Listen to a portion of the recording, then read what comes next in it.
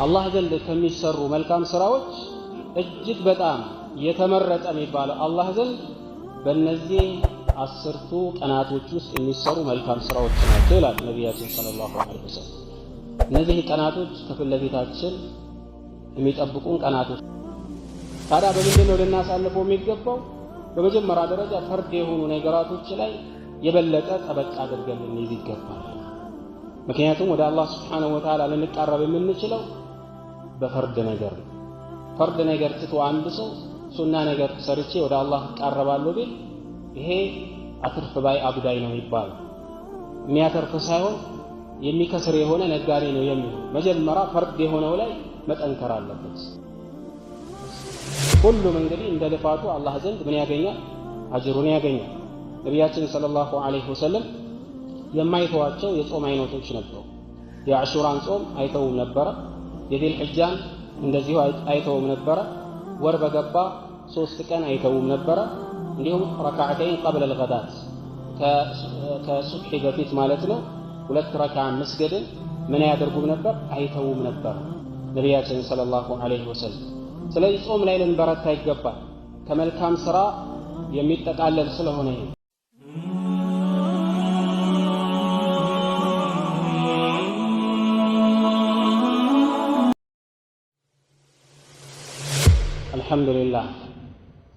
الحمد لله الذي هدانا للإسلام وما كنا لنهتدي لولا أن هدانا الله أحمده سبحانه وأثني عليه ثم الصلاة والسلام على نبينا محمد وعلى آله وأصحابه ومن سار على نهجه وتمسك بسنته إلى يوم الدين ثم أما بعد أيها المسلمون خطبتنا اليوم يزاري يخطبات الملكت ስለተከበሩት 10 የዚል ሒጃ ቀናቶች የተወሰነ መልእክት የሚያስተላልፍ ይሆናል።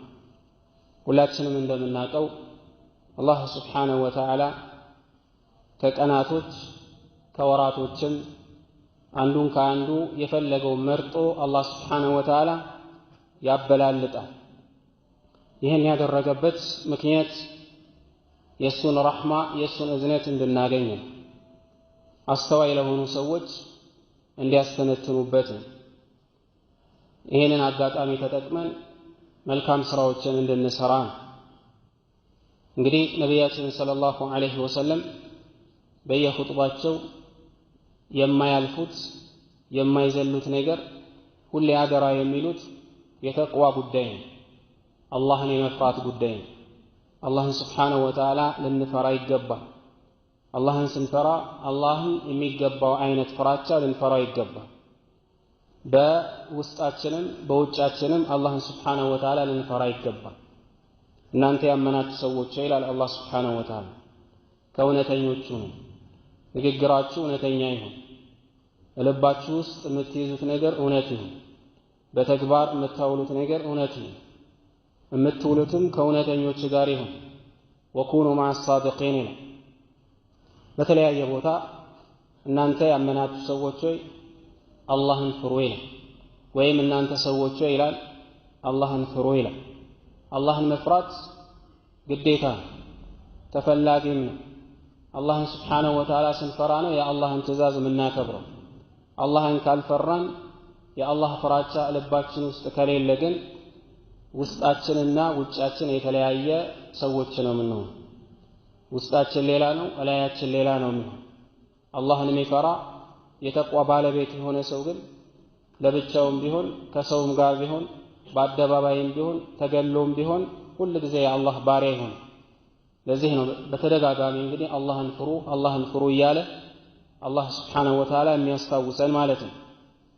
እንግዲህ አላህ ስብሓነሁ ወተዓላ ለባሮች ከዋለላቸው ውለታዎች መካከል ለሙእሚኖች ከዋለላቸው ውለታዎች መካከል አላህ ስብሓነሁ ወተዓላ እድሜያቸውን የሚጠቀሙበትን አጋጣሚዎች የተለያዩ አጋጣሚዎችን መደንገጉ ነው አላህ ስብሓነሁ ወተዓላ። ምክንያቱም እድሜ የሚባለው ነገር ቆሞ እንደማይጠብቅ ሁላችንም እናውቃለን። እድሜ ይበራል፣ እድሜያችን ይጓዛል። ምናልባት ግለሰቡ ላያውቀው ይችላል፣ ልንዘናጋበት እንችላለን እንጂ የማንም ሰው እድሜ ቆሞ የሚጠብቅ አይደለም። የበኒ አደም እድሜ ማለት ለሱ ትልቁ ካፒታል። ምክንያቱም መልካም ሥራ የሚሰራው አላህ ስብሓነሁ ወተዓላ በሰጠው እድሜ ተጠቅሞ እዚህ ዱንያ ላይ የተሰጠው እድሜ ያበቃ ከሆነ ሁሉ ነገሩን አብሮ የሚያበቃ ከአላህ ጋር ከተገናኘ በኋላ ወደ አኺራ ከሄደ በኋላ ወደ ዱንያ መመለስ አይችልም። እድሜ ከእንደገና ይጨመርልኝ ይሰጠኝ ማለትም አይችልም። አላህ በሰጠን እድሜ ደግሞ መልካም ሥራዎችን እንድንሰራ በመልካም ሥራዎች ደግሞ እንድንሽቀዳደም አላህ አሁን ላይ ማለት ነው አደራ ብሏል። ወሳሪዑ ኢላ መግፊረትን ሚን ረቢኩም ወጀነትን ዐርዱሃ አሰማዋቱ ወልአርድ ወዒደት ሊልሙተቂን ይላል። የአላህን መግፊራ የአላህን እዝነት ለማግኘት ተሽቀዳደሙ ይላል አላህ ስብሓነሁ ወተዓላ። ከጌታችሁ የሚገኘውን መግፊራ ለማግኘት እንግዲህ የአላህ መግፊራ በምንድን ነው የሚገኘው? የአላህ እዝነት ልናገኘው የምንችለው በምንድን ነው? መልካም በመስራት ከመጥፎ ነገር ራሳችንን በማቀብና በመራቅ በሌላ ነገር አይደለም የሚገኘው።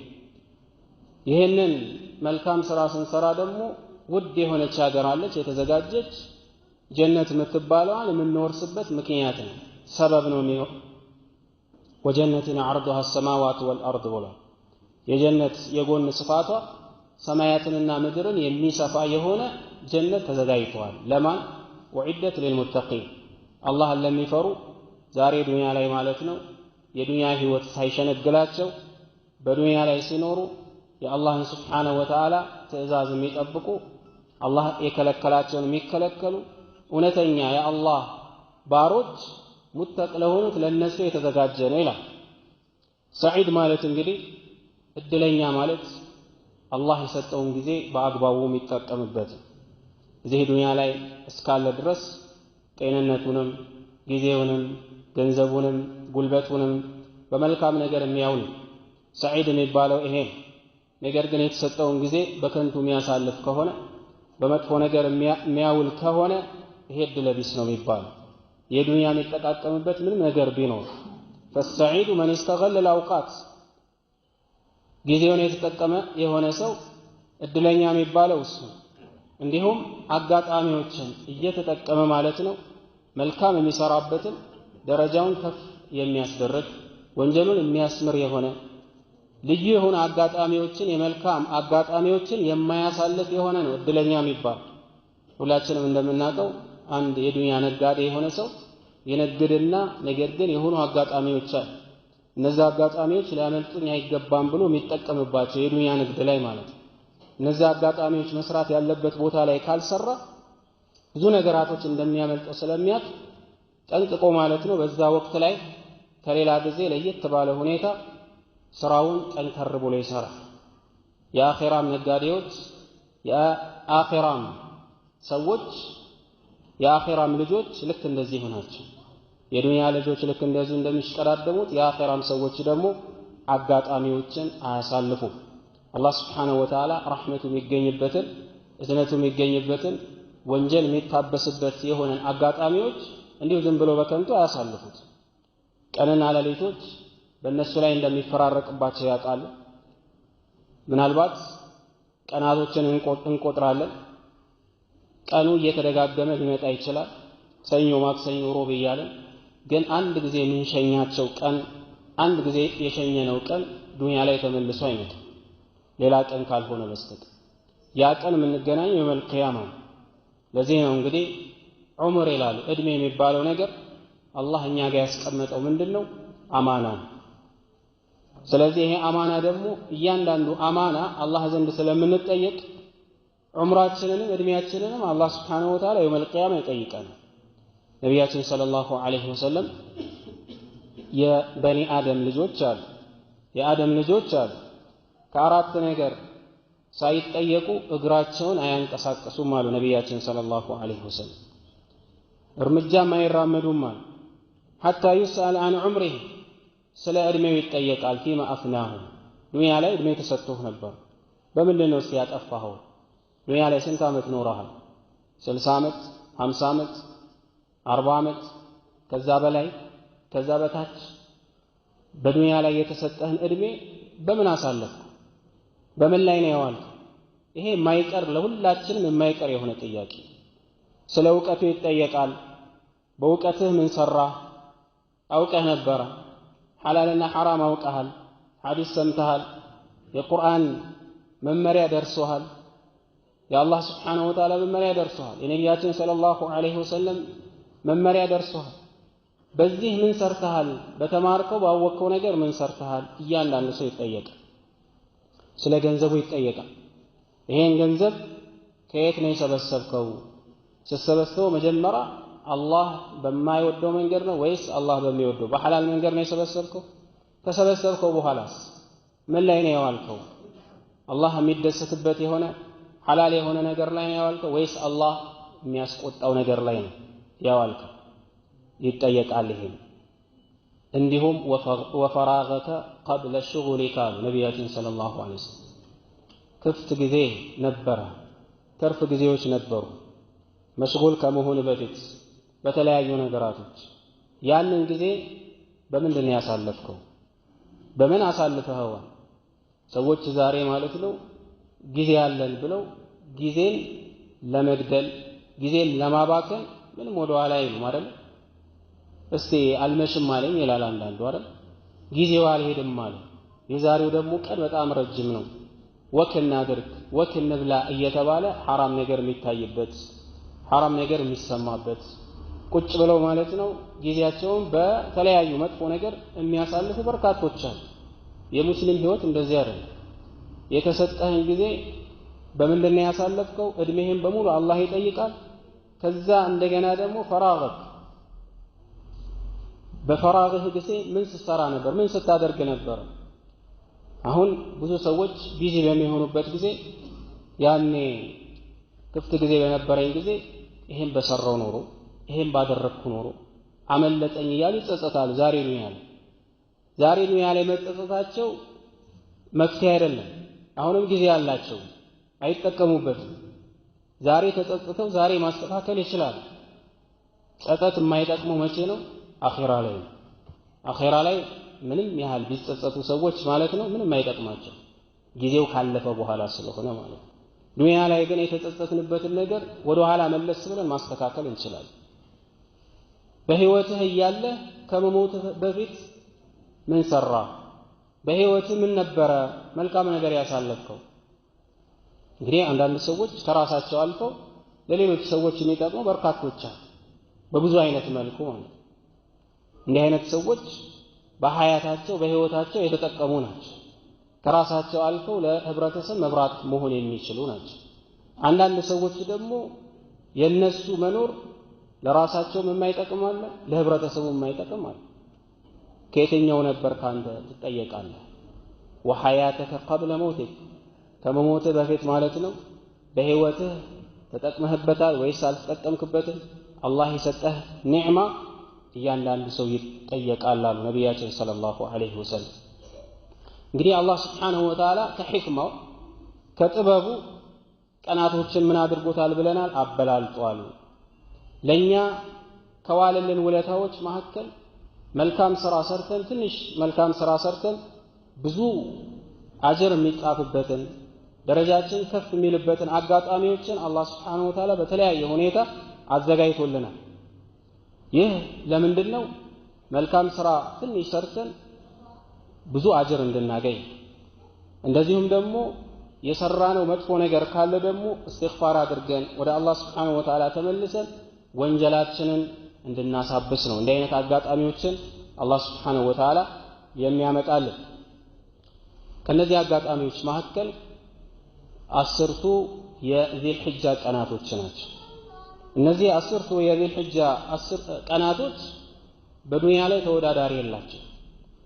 እነዚህን 10 ቀናቶችን ሊተካ የሚችል በዱንያ ላይ አልተፈጠረም፣ ምንም ነገር የለም። የምንሰራው መልካም ሥራ አጅር በማስገኘቱም ደረጃ በእነዚህ 10 ቀናቶች ውስጥ ሰርተን የምናገኘው አይነት አጅር በሌላ ጊዜ የማይታሰብና የማናገኘው ነው። አላህ ስብሓንሁ ወተዓላ በእነዚህ ቀናቶች እየማለ የእነዚህን ቀናቶች ትልቅነትን ነግሮናል። አላህ በፈለገው ነገር መማር ይችላል። ሁሉን ነገር የፈጠረው እሱ ስለሆነ የሰው ልጅ ግን ከአላህ Subhanahu Wa Ta'ala ውጪ በማንም መማል አይችልም። በአባቱም ይሁን በእናቱም ይሁን በወልዮችም ይሁን በሷሊህም ይሁን በነቢያትም በመላእክታ በየትኛው አካል ማለት ነው ማል ሲባል መማል አይፈቀድለትም። በአላህ ብቻ ነው የሚፈቀድለት። አላህ ግን ሁሉን የፈጠረው እሱ ስለሆነ ሁሉም የሱ ስለሆነ በፈለገው መማል ይችላል። ወልፈጅር ወለያሊን ዐሽር እያለ አላህ Subhanahu Wa Ta'ala በእነዚህ አስርቱ ማለት ነው ቀናቶች አላህ ምን አድርጓል ምሏል።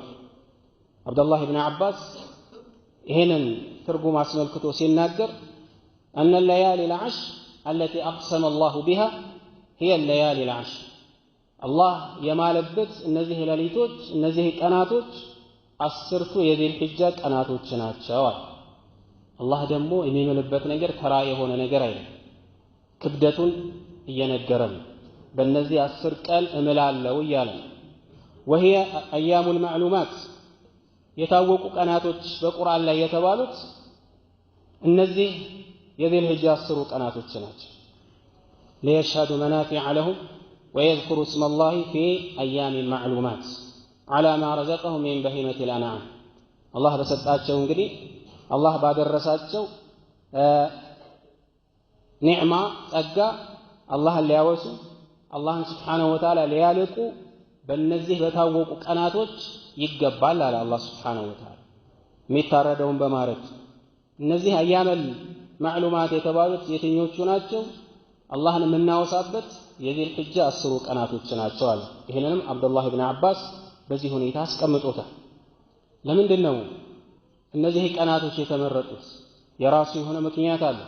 وقد خص الله هذه الأيام بأجور كبيرة በእነዚህ ቀናቶች ውስጥ የምንሰራቸው መልካም ስራዎች በጣም በርካታ አጅር የሚያስገኙ ናቸው። ነቢያችን ሰለላሁ ዐለይሂ ወሰለም በተከበረው ሐዲሳቸው ላይ ما من أيام العمل الصالح فيهن أحب إلى الله من هذه الأيام العشر لا መልካም ስራዎች በየትኛውም ቀን ከሚሰሩ መልካም ስራዎች በእነዚህ ቀናቶች ውስጥ እንደሚሰራው አላህ ዘንድ የተወደደ ምንም የለም ይላሉ ነቢያችን ሰለላሁ ዐለይሂ ወሰለም። ጂሃድም ቢሆን አሏቸው ነቢያችን ሰለላሁ ዐለይሂ ወሰለም ወለል ጂሃዱ ፊ ሰቢልላህ በጂሃድ በአላህ መንገድ ላይ የአላህን ከሊማ ላኢላሃ ኢላላህ እስልምናን የበላይ ለማድረግ አንሱርያ ሳይሆን የሆነ የዱንያዊ ጥቅም ለማስጠቀም ወይም ደግሞ ለማስጠበቅ ብሎ ሳይሆን ሊተኩነ ከሊመቱላህ ሂየ አልዑልያ በትክክለኛው በአላህ መንገድ ላይ መስዋዕት ለመሆን የቀረበው ጂሃድ ለጂሃድ የቀረበው እሱም ቢሆን አሏቸው። አዎ አሉ ነቢያችን ሰለላሁ ዐለይሂ ወሰለም ወለል ጂሃዱ ፊ ሰቢልላህ ኢላ ረጁሉን አንድ ግለሰብ ሲቀር ያ ግለሰብ ራሱ ይዞ የወጣ ንብረቱን ይዞ የወጣ ከዛ ምንም ነገር ሳይቀር ሁሉም እዛው ቀርቶ ማለት ነው ያልተመለሰ እዛው ጂሃድ ላይ የሞተ እሱ ሲቀራሉ ነቢያችን ሰለላሁ ዐለይሂ ወሰለም ከዛ ውጪ በዚህ ቀናቶች ውስጥ ማለት ነው የሚሰራው መልካም ስራ በዚህ ሒጃ ቀናቶች ውስጥ የሚሰሩ መልካም ስራ ተወዳዳሪ ምንም የለውም። በሌላም ሐዲስ ላይ ነቢያችን ሰለላሁ ዐለይሂ ወሰለም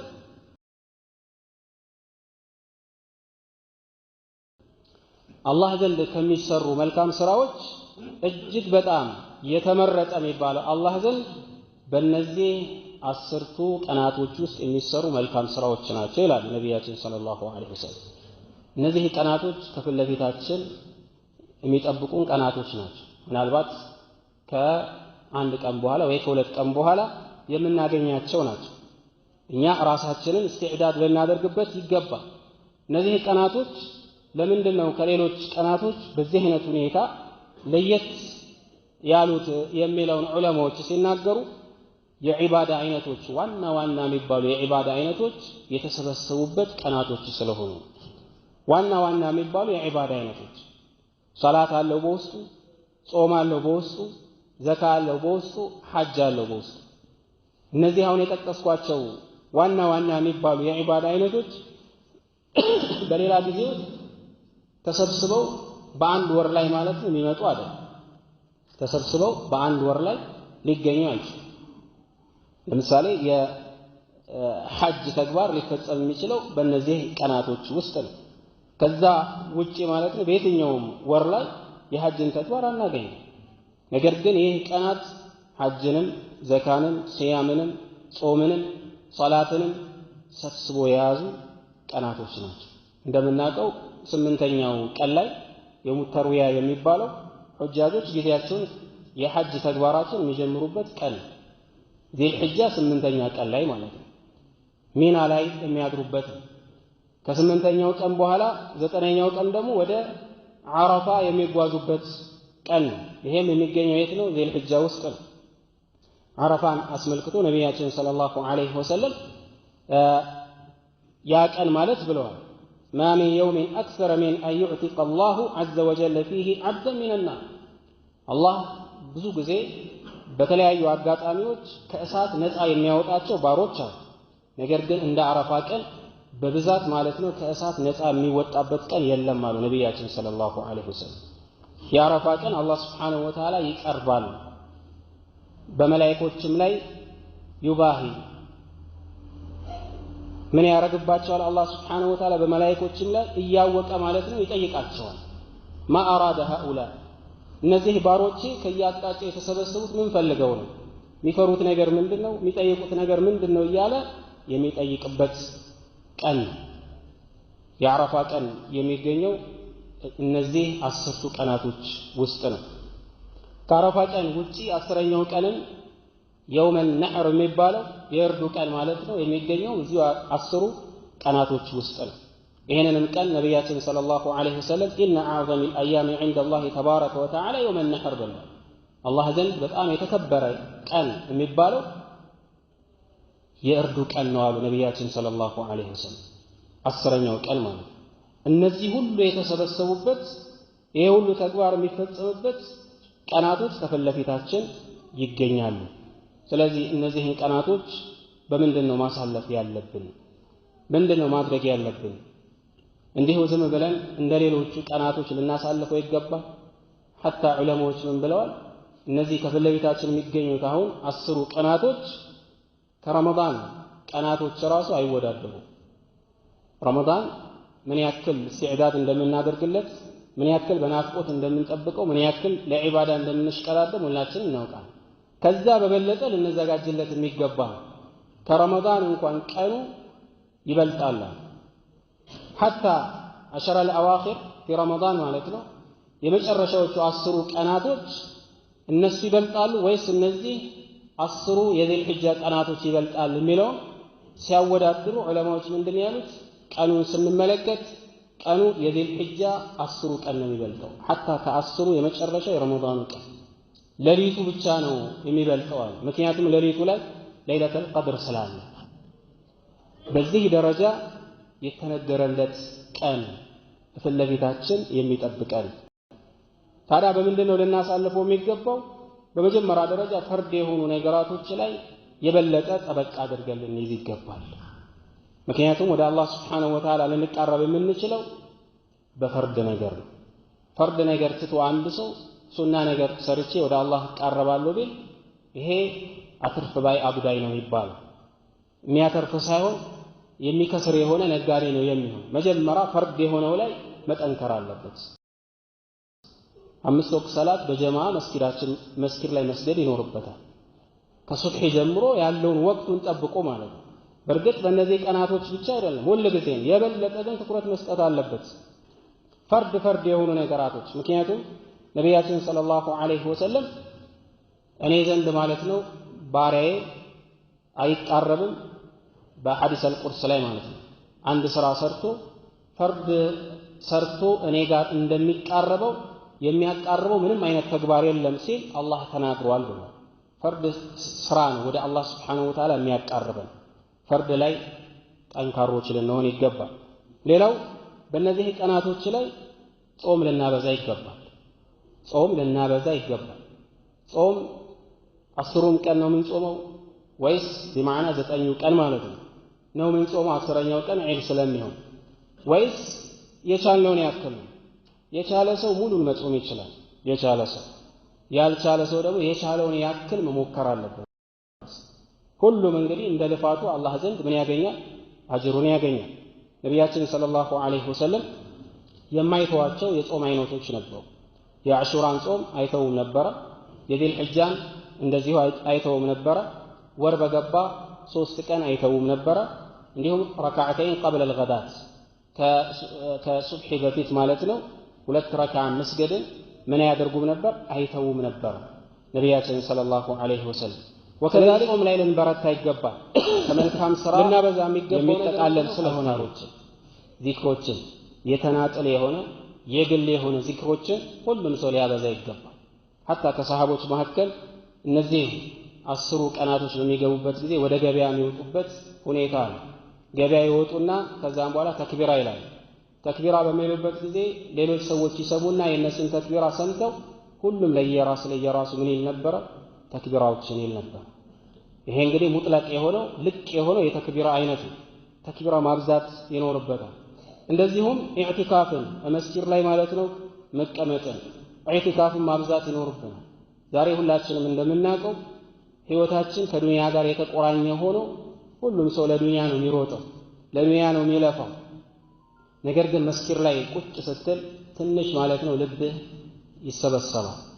ጡማዕኒና ታገኛለህ፣ እርጋታ ታገኛለህ፣ ደስታን ታገኛለህ፣ ኢማንህን ማጣጣም ትችላለህ። ምክንያቱም ውጪ ላይ የምትሰማው ውጪ ላይ የምናየው የምንሰማቸው ነገራቶች ከዛ ሁሉ ርቀን ማለት ነው መስጂድ ላይ የተወሰኑ ደቂቃዎችን የተወሰኑ ሰዓታቶችን ቁጭ ብለን ኢዕቲካፍ ማድረጋችን ኢማናችንን ምን የምናደርግበት ነው? የምናድስበት ነው።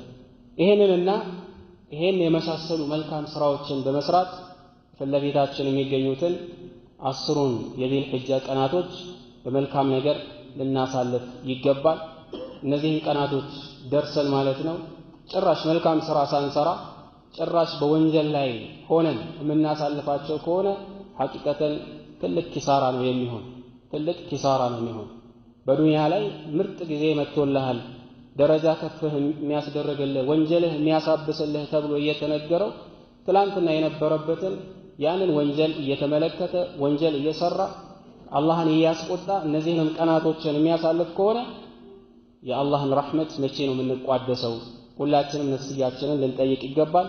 الله سبحانه وتعالى بسمعنا من التقم الله هدرجن عباد الله إن الله يأمركم أن تصلوا وتسلموا على نبيكم نبي الرحمة وقد أمركم بذلك إن الله وملائكته يصلون على النبي يا أيها الذين آمنوا صلوا عليه وسلموا تسليما اللهم صل وسلم على نبينا محمد وعلى آل محمد كما صليت على إبراهيم وعلى آل إبراهيم إنك حميد مجيد اللهم أعز الإسلام والمسلمين اللهم أعز الإسلام والمسلمين اللهم أذل الشرك والمشركين اللهم من أرادنا وأراد الإسلام بسوء فأشغله في نفسه واجعل تدبيره تدميرا عليه وآخر دعوانا أن الحمد لله رب العالمين.